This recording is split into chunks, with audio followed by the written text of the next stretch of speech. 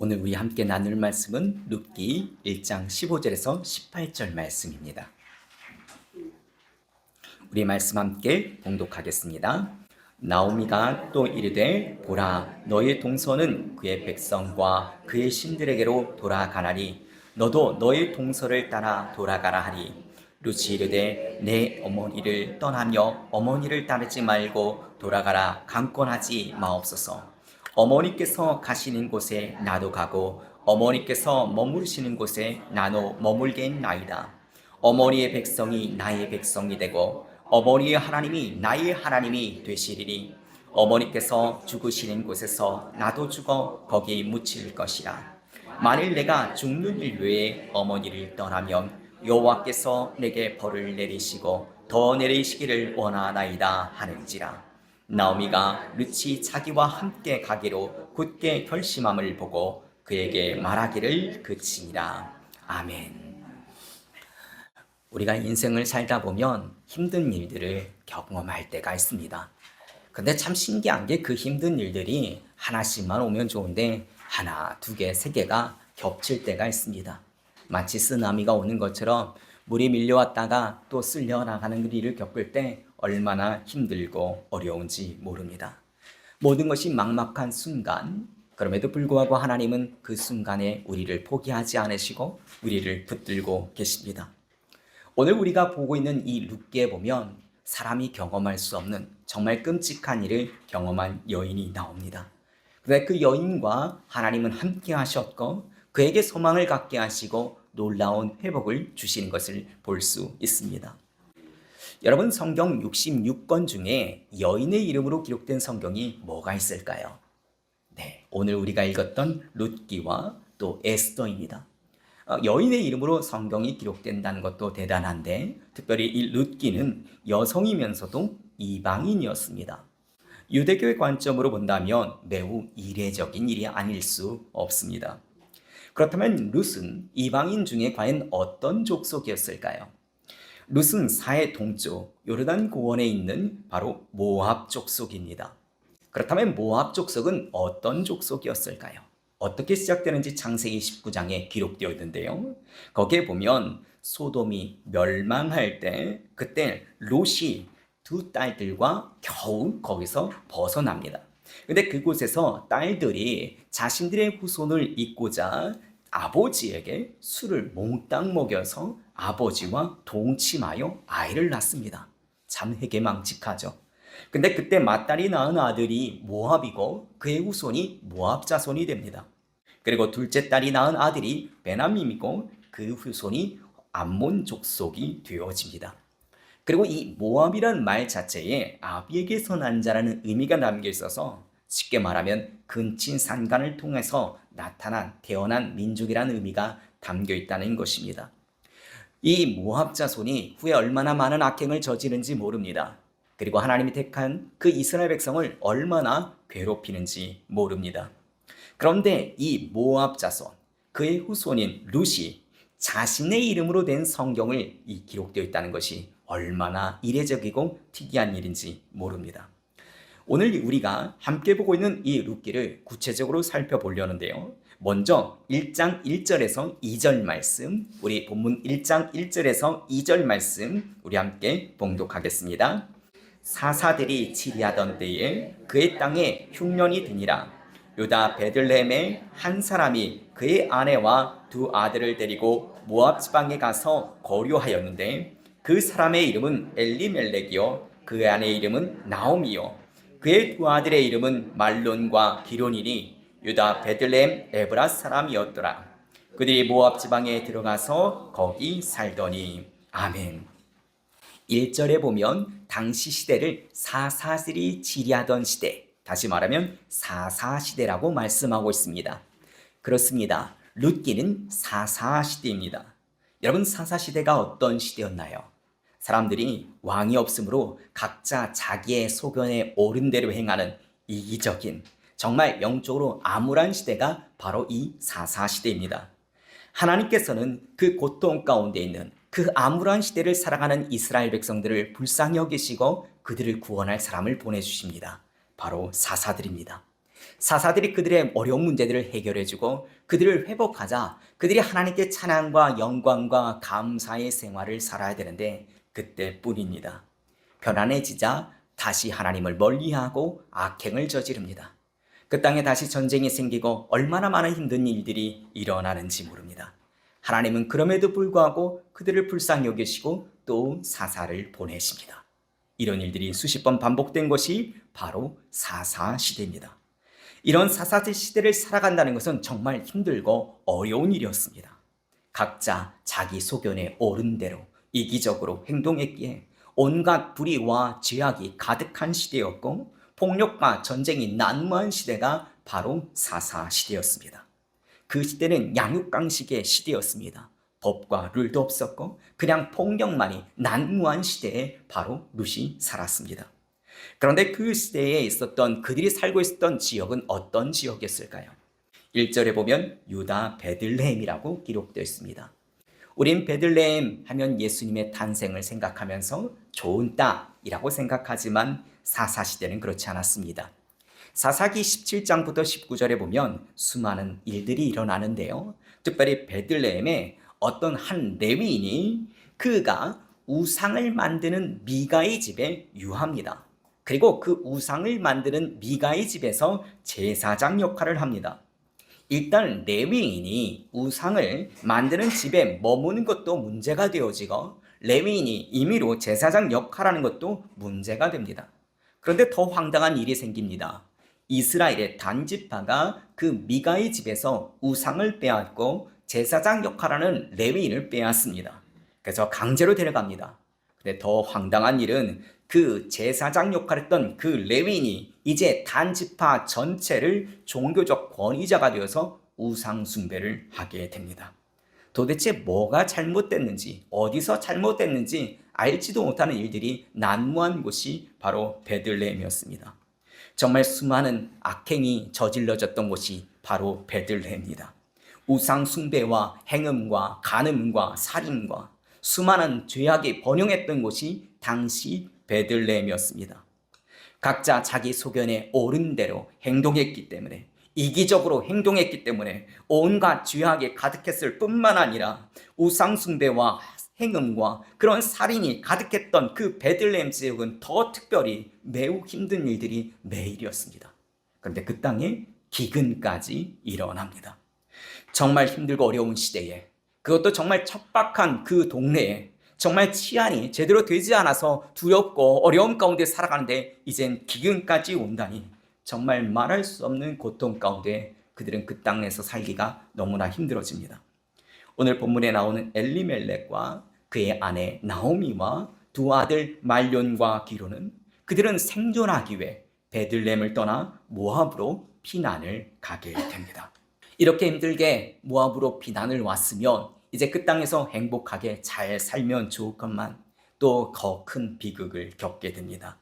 우리 3절에서 5절 말씀 함께 봉독하겠습니다. 나오미의 남편 엘리멜렉이 죽고 나오미와 그의 두 아들이 남았으며 그들은 모압 여자 중에서 그들의 아내를 맞이하였는데 하나의 이름은 오르바요 하나의 이름은 루시더라. 그들이 거기서 거주한 지 10년쯤에 말론과 기론 두 사람이 다 죽고 그 여인은 두 아들과 남편의 뒤에 남았더라. 아멘. 나오미의 남편 엘리멜렉이 그 땅에서 죽게 됩니다. 추측컨대 이방 땅에서 정말 수많은 차별을 경험하며 자식들 먹여 살리느라고 얼마나 고생을 했을까요? 혹시 과로사로 돌아가신 것은 아닌가 조심스럽게 추측해 봅니다. 남편과 함께 타지로 갔던 나오미는 어느 날 갑자기 과부가 되어집니다. 그럼에도 불구하고 나오미는 자신의 두 아들 말론과 기론을 잘 키웁니다. 그리고 그 땅에서 모압 여인과 결혼을 시키며 행복한 가정을 이루어 갑니다. 호로로메이가 두 아들을 키운다는 것, 이방 땅에서 키운다는 것이 얼마나 대단한 일입니까? 이렇게 수고하고 이렇게 고생했으니 이제 두 아들을 통해서 행복한 가정을 꾸리며 노후를 행복하게 살아야 되는데 너무나 잔인하게도 두 아들이 죽게 됩니다. 두 아들이 갑자기 죽게 되는 걸 보면 혹시 사고나 전염병이 아니었을지 조심스럽게 추측해 봅니다. 남편의 빈자리를 잊은 지도 얼마 되지 않는데 두 아들의 죽음은 이 나오미를 정말 감당할 수 없는 절망 가운데 빠뜨리게 됩니다. 이제 그에게 남은 건 며느리 룻과 오르바밖에 없습니다. 그런데 남편과 아들을 잃은 슬픔도 잠길 겨를 없이 그들에게는 생존의 위협을 받게 됩니다. 고대 사회에서 과부인 여성이 할 수 있는 일은 거의 없었습니다. 특별히 과부가 할 수 있는 것은 거의 구걸밖에 없었습니다. 지금 과부 셋이 남아서 과연 무엇을 할 수 있을까요? 그 존재 자체만으로도 매우 비참한 상황에 놓여 있게 됩니다. 근데 그때 마침 고향 그 베들레헴에 기근이 끝났다는 기쁜 소식을 듣게 됩니다. 이 소식을 듣고 나오미는 지금 이곳에서 쓸쓸히 굶어 죽느니 차라리 고향에 돌아가서 구걸을 하더라도 고향으로 돌아가자는 생각을 하게 됩니다. 하지만 그 전에 그가 해결해야 될 일이 있습니다. 바로 두 며느리입니다. 나오미 자신은 베들레헴 출신이었기에 베들레헴으로 돌아가게 되면 그는 그 땅에서 무엇이라도 해도 먹고 살 수 있었을 것입니다. 하지만 자신의 두 며느리는 모압 사람이었기 때문에 베들레헴으로 돌아간다는 것은 또 다른 이방 땅에 돌아가는 것이었습니다. 자신이 모압 땅에 와서 그동안 겪었던 수많은 어려움들, 그 수많은 그것들을 자신의 며느리에게 줄 것을 생각하니 발걸음이 떨어지지 않습니다. 그래서 며느리에게 이야기합니다. 친정으로 돌아갈 것을 강권합니다. 젊은이 친정으로 돌아가서 남편을 만나서 다시 행복한 인생을 살기를 간절히 소원하며 강권합니다. 하지만 며느리들이 반대합니다. 나오미는 이방에서 과부의 삶을 경험해왔기 때문에 가만히 두지 않고 더 강하게 이야기합니다. 이방에서 그 나그네로 특히 과부로 살아간다는 것이 얼마나 힘든 것이니 너희들 친정으로 들어가서 좋은 남자 만나서 행복한 가정을 이루라고 다시 강권합니다. 나오미의 간절한 권유에 둘째 며느리 오르바는 친정으로 돌아가기로 결정을 합니다. 이는 너무나 당연한 결정입니다. 그런데 첫째 며느리 룻은 이러한 상황 속에서도 끝까지 어머니 나오미를 따르기로 결단합니다. 이는 자신의 삶을 모두 다 바치겠다는, 어떤 고난과 어떤 고통스러운 순간이 온다 할지라도 함께 하겠다는 그런 결단이었습니다. 나오미는 이러한 룻에게 다시 한번 권면하지만 그럼에도 불구하고 이 룻이 아주 유명한 신앙 고백을 하게 됩니다. 우리 16절에서 17절 말씀, 우리 본문 16절에서 17절 말씀 우리 함께 봉독하겠습니다. 룻이 이르되 내게 어머니를 떠나며 어머니를 따르지 말고 돌아가라 강권하지 마옵소서. 어머니께서 가시는 곳에 나도 가고 어머니께서 머무르시는 곳에 나도 머물겠나이다. 어머니의 백성이 나의 백성이 되고 어머니의 하나님이 나의 하나님이 되시리니 어머니께서 죽으시는 곳에서 나도 죽어 거기 묻힐 것이라. 만일 내가 죽는 일 외에 어머니를 떠나면 여호와께서 내게 벌을 내리시고 더 내리시기를 원하나이다 하는지라. 아멘. 첫째 며느리 룻은 어머니와 끝까지 동고동락하겠다고 결정합니다. 모든 것을 잃어버리고 실망 가운데 있던 나오미에게 이 룻은 친구처럼 다가옵니다. 룻의 이름이 친구였듯이 하나님께서는 나오미를 홀로 버려두지 않으시고 그의 친구처럼 며느리 룻을 붙여주신 것입니다. 나오미와 룻이 이제 베들레헴으로 돌아왔습니다. 동네 사람들이 오랜만에 만나니 얼마나 환영해주고 반가워해줄 줄 알았는데 그 중에 수근수근하는 소리가 있습니다. 사람들은 고향을 떠나면 다들 생각하기를 금이 환영하기를 원합니다. 그런데 나오미는 그의 모습에 며느리와 돌아오는 모습뿐이었습니다. 남편도 없고 그리고 아들들도 없이 홀로 며느리와 오는 모습, 누가 봐도 너무나 불쌍한 모습이었습니다. 그녀는 자신이 하나님의 심판을 받았노라고 고백하며 자신의 비통한 심정을 이야기합니다. 나오미는 자신의 이름을 나오미라 부르지 말고 자신을 이제 말하라, 괴로움 쓴 것이란 의미로 말하라고 부릅니다. 왜냐하면 자신의 삶에서 그 어떤 기쁨도 찾아볼 수 없었기 때문에 그렇습니다. 오히려 사람들이 나오미라고 부를 때 그 기쁨이라는 말이 마치 자신의 인생을 비아냥거리는 것처럼 여겨져서 자신을 나오미라 부르지 말고 말하라고 부르라고 이야기합니다. 나오미는 모든 것을 내려놓고 절망 가운데 고통스러운 삶을 살아갑니다. 하지만 그의 며느리 룻은 어떻게든 먹고 살기 위해서, 어머니를 먹여 살리기 위해서 그는 먹을 것을 구하고자 노력을 합니다. 당시 이스라엘 백성들은 그들의 율법에 따라 남겨진 이삭을 주울 수 있는 권한이 있었습니다. 레위기 19장 9절에 보면 하나님께서는 밭의 소산을 추수할 때에 밭에 있는 모퉁이에 있는 것은 추수하지 말고 남겨두라고 했습니다. 또 떨어진 이삭도 줍지 말라고 이야기했습니다. 왜냐하면 가난하고 어려운 사람, 고아나 과부와 나그네와 같은 사람들이 그것을 먹을 수 있도록, 그들이 생존할 수 있도록 그들에게 먹을 것을 남겨두라고 이야기했습니다. 룻은 그런 말씀을 의지하여 혹시 한 끼라도 먹을 것이 있을까 하며 곡식을 주우러 밭으로 갑니다. 그 과정 가운데 보아스의 밭에 도착하게 됩니다. 보아스는 가난하고 어려운 이웃을 돌보는 참 훌륭한 사람이었습니다. 뿐만 아니라 하나님을 경외하고 하나님의 말씀을 따르며 자신의 것을 아낌없이 베푸는 대단한 사람이었습니다. 보아스는 자신의 밭에서 이삭을 줍는 여인을 발견하게 됩니다. 자신의 일꾼의 감독에게 그 여인이 누구냐고 물어봅니다. 그러자 저 젊은 여인은 나오미와 함께 모압 땅에서 온 모압 사람인데 아침부터 지금까지 쉬지 않고 수고하며 곡식을 열심히 줍고 있으며 일하고 있습니다 라고 이야기합니다. 이 감독의 그 이야기를 듣고 이 보아스는 룻이 바로 저 여인인 것을 알게 되어집니다. 그런데 보아스는 이미 룻이 누구인지 알고 있었습니다. 보아스는 그녀가 룻이란 사실을 알자 그에게 큰 호의를 베풉니다.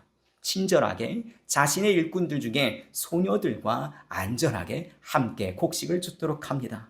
그리고 소년들이 그 여자를 건들지 못하도록, 룻을 건들지 못하도록 당부하고, 그리고 그가 일할 때에 그가 마실 물까지 떠다 주도록 합니다. 뿐만 아니라 귀한 볶은 곡식까지도 배불리 먹게 해줍니다. 또한 룻이 눈치 보며 곡식을 줍지 않도록 아주 세심하게 배려하며 섬기는 모습을 보며 보아스는 정말 대단한 사람입니다. 그런데 보아스가 왜 이렇게 룻을 도와주는지 그가 고백하는 이야기가 2장 11절에서 12절에 기록되어 있습니다. 우리 룻기 2장 11절에서 12절 말씀 우리 함께 봉독하겠습니다. 보아스가 그에게 대답하여 이르되 너의 남편이 죽은 후로 내가 시어머니에게 행한 모든 것과 너의 부모와 고국을 떠나 전에 알지 못하던 백성에게로 온 일이 내게 분명히 알려졌느니라. 여호와께서 너에게 행한 일에 보답하시기를 원하며 이스라엘 하나님 여호와께서 그의 날개 아래에 보호를 받으러 온 너에게 온전한 상 주시기를 원하노라 하는지라. 아멘. 보아스의 선행은 단순한 측은지심이 아니었습니다. 보아스의 선행은 하나님을 믿는 사람으로서 그 하나님의 마음을 가지고 하나님이 원하시는 일을 위해서 자신의 것을 나누는 귀한 사람이었습니다. 그는 오히려 자신이 이런 일에 쓰임받게 되어서 기쁘다고 고백을 합니다. 그는 하나님의 마음을 알고 그 하나님의 마음을 기쁘게 하고자 자신의 것을 아낌없이 나누는 귀한 사람이었습니다. 여러분 생각해 보십시오. 정말 기구한 인생 아닙니까? 그 기구한 인생이 자기 먹을 것 뿐만 아니라 시어머니를 어떻게든 밥 한 끼라도 먹이겠다고 그 밭에 나와서 수고하는 룻을 얼마나 돕고 싶으셨을까요? 보아스는 그런 하나님의 마음을 알았습니다. 그래서 기꺼이 그는 하나님의 손과 발이 되어서 이 룻을 섬기는 자가 되었습니다. 그런데 우리가 보아스를 생각하며 한 가지를 더 생각해 볼 게 있습니다. 여러분, 보아스의 어머니가 누구인가요? 성경에 보면 라합입니다. 여러분, 여리고성이 함락될 때에 정탐꾼을 숨겨주어서 목숨을 건졌던 그 기생의 라합이 오늘 본문에 나온 보아스의 어머니입니다. 라합은 정탐꾼을 숨겨준 대가로 창문에 붉은 줄을 매달아 둘므로 말미암아 그 여리고성에서 함락될 때 구원받게 됩니다. 뿐만 아니라 이스라엘의 유다 자손인 살몬과 결혼을 하게 됩니다. 그리고 행복한 가정을 이루고 그 가정에서 부유함 가운데 낳은 자녀가 바로 보아스입니다. 그러므로 이 보아스는 모압 여인인 룻을 그냥 단순한 이방 여인으로만 본 것이 아닙니다. 자신의 어머니를 생각하고 특별한 마음을 가지게 됩니다. 그런데 그런 룻이 시어머니인 그 나오미를 정성껏 섬기고 성실하게 지금 이삭을 주우며 살아가는 모습을 볼 때 얼마나 마음이 힘들었을까요? 어떻게든 그 여인을 도와주고 싶어하는 마음이 들었을 것입니다. 보아스는 어머니 라합을 통해서 배웠던 그 믿음을 오늘 지금 여기 모압 여인 룻을 향하여 섬김으로 드러내고 있는 것입니다. 룻의 그 놀라운 은혜 가운데, 그 보아스의 환대 가운데 룻이 많은 것을 받아가는데요. 그때 준 보리의 양이 한 에바라고 성경 기록되어 있습니다. 한 에바의 양이 약 18kg라고 이야기합니다. 그리고 그것뿐만 아니라 배불리 먹고 남은 볶은 곡식까지 가져갑니다. 여러분 한번 생각하세요. 일당이 18kg 볶은 쌀이면 얼마나 감사한 것 아닐까요? 이를 들은 나오미는 깜짝 놀랍니다. 누가 이렇게 많이 주었는가 물어봅니다. 룻이 이야기합니다. 보아스가 주었다고 이야기합니다. 나오미가 보기에는 그는 하나님의 사람이었습니다. 그리고 그 나오미는 그 룻에게 이야기하기를 이거는 우리에게만 은혜를 베푼 것이 아니라 죽은 자 하나님께로 돌아간 엘리멜렉과 말론과 기론에게까지 은혜를 베푸는 놀라운 사건이라고 고백을 합니다. 또한 나오미는 하나님께서 주신 영적인 안목에 띄어져서 지금 이 사건을 단순한 사건으로 보지 않고 두 가지 차원으로 바라보게 됩니다. 한 가지 첫 번째는 그가 보아스가 이렇게 환대한 것은 그가 바로 하나님의 사람이었기 때문에, 그리고 온전한 사람이라는 것을 드러낸다는 것을 볼 수 있었고, 두 번째 차원은 그가 이렇게 환대했던 것은 룻을 향한 특별한 마음이 있다는 것을 눈치채게 됩니다. 그러면서 나오미는 보아스가 바로 친족이라는 것, 그리고 우리의 기업을 물을 수 있는 사람이 될 수 있다는 것을 지금 이야기합니다. 그런데 여기서 기업을 물은다라는 말에서 이 물은다라는 이야기는 무언가를 취소하고 되돌린다는 말을 합니다. 우리가 장기를 두거나 바둑을 둘 때 한 수 물러주세요 라고 얘기할 때 표현하는 표현처럼 무언가를 취소하고 다시 돌린다는 얘기가 물은다는 이야기입니다. 또 기업이란 말은 유산을 이야기하므로 재산을 이야기하는데 부동산뿐만 아니라 때로는 그가 빚진 것도 유업이라고 이야기합니다. 그러므로 기업을 물은다는 것은 빚을 취소한다, 빚을 탕감해준다, 대신 갚아준다라는 의미가 있습니다. 자기 친족 중에 누가 빚이 졌을 때 그 가족을, 친족을 대표해서 대신 빚을 갚아주는 것을 기업을 물으는 사람이라고 이야기했습니다. 또 자기 친족 중에 누가 그 빚 때문에 노예까지 되었다면 그 빚을 갚아주고 그 노예를 구원해 주는 것이 바로 기업을 물을 사람입니다. 더 나아가서 과부가 된 미망인이 있다면 그가 노후를 생활할 수 있도록 그의 생애를 책임지기 위해서 심지어 그와 결혼해 주는 사람, 그래서 그의 집안을 이어주는 사람을 기업을 물을 자라고 이야기했습니다. 나오미는 하나님 주신 영적 눈으로 이것을 바라보았습니다. 믿음의 눈으로 적극적으로 지혜를 발휘해서 그동안 룻에게 그냥 도움만 받았다면 이제부터는 룻을 돕기로 합니다. 그리고 잘 조언을 해서 보아스와 결혼할 수 있도록 합니다. 그래서 하나님의 은혜로 보아스가 그 집안의 기업 물을 자가 되어집니다. 얼마나 기쁘고 감사한 일인지 모릅니다. 나오미가 얼마나 기뻤을까요? 그 이름의 뜻대로 정말 기쁨이 정말 가득한 시간이었습니다. 그동안 고생했던 것이 모든 다 한순간에 하나님께서 채워주는 놀라운 일이었습니다. 하나님께서는 그 나오미를 버려두지 않으시고 친구와 같은 며느리 룻을 붙여주셨습니다. 그리고 듬직한 사위 보아스를 붙여주셨습니다. 하나님께서는 그를 포기하지 않으시고 항상 함께 하셨고 그를 인도하여 주셨으며 나오미의 삶에 그에게 소망을 부어주셨습니다. 이처럼 하나님의 인도함을 받은 룻, 그리고 기업 부름자로 택함받은 보아스, 그를 통해서 낳은 아들이 오벳입니다. 우리 그 이후의 사건들도 궁금하죠? 우리 룻기 4장 21절에서 22절, 룻기 4장 21절에서 22절 말씀 함께 봉독하겠습니다. 살몬은 보아스를 낳았고, 보아스는 오벳을 낳았고, 오벳은 이새를 낳았고, 이새는 다윗을 낳았더라. 아멘.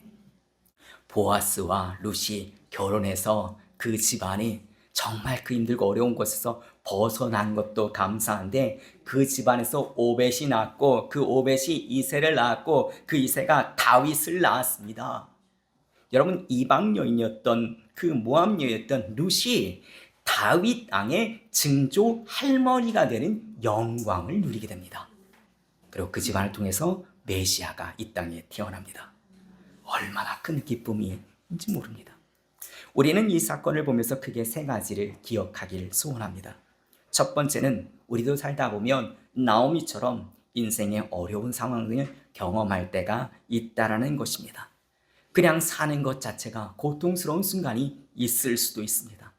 하지만 그때 우리의 친구와 같은 사람을 하나님께서는 늘 붙여주신다는 것입니다. 이처럼 친구로 우리의 삶에 도움을 주고, 그리고 우리를 위로한 사람을 하나님께서는 늘 붙여주신다는 것입니다. 네, 여러분, 우리의 진정한 친구, 우리의 영원한 위로자는 바로 예수 그리스도이십니다. 우리와 함께 하시는 임마누엘의 하나님이신 예수 그리스도가 우리의 위로자가 되어주시고 우리의 영원한 친구가 되어주십니다. 나오미와 끝까지 그 인생을 함께했던 룻처럼 우리의 삶까지 끝까지 함께 하시는 그 예수 그리스도의 손길을 여러분은 기억하시며 그 어떤 상황 가운데도 좌절하지 않고 다시 일어설 수 있기를 간절히 소원합니다. 또한 하나님께서는, 우리 주님께서는 예수님의 몸된 교회 지체로 이 땅 가운데 신앙의 동역자들을 룻처럼 보내주셨습니다. 여러분 주위에 룻 같은 사람이 있습니다. 여러분 외로울 때 그들을 통해서 함께 기도함으로 그 어려운 상황을 극복할 수 있도록 믿음의 동역자들을 보내주었습니다. 그래서 우리는 사랑으로 남의 교제를 통해서 그 어떤 어려움이 있더라도 우리는 이겨낼 수 있는 것입니다. 더 바라기는 이제 내가 룻이 되기를 소원합니다. 내가 내 옆에 있는 좋은 친구가 되어주고, 내가 그의 생애에 도움이 되어주고, 그에게 힘이 되어줄 수 있는 친구가 되어주기를 간절히 소원합니다. 그래서 그것이 바로 하나님의 백성이요, 하나님의 백성으로 당연히 감당해야 될 일임을 우리는 기억해야 합니다.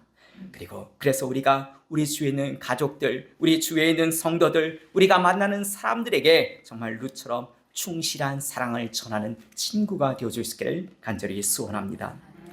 다음으로 두 번째 우리가 기억해야 할 것은 하나님께서는 어떤 상황 속에서도 일하신다는 것입니다. 오늘 말씀의 배경의 시대를 보면 사사시대입니다.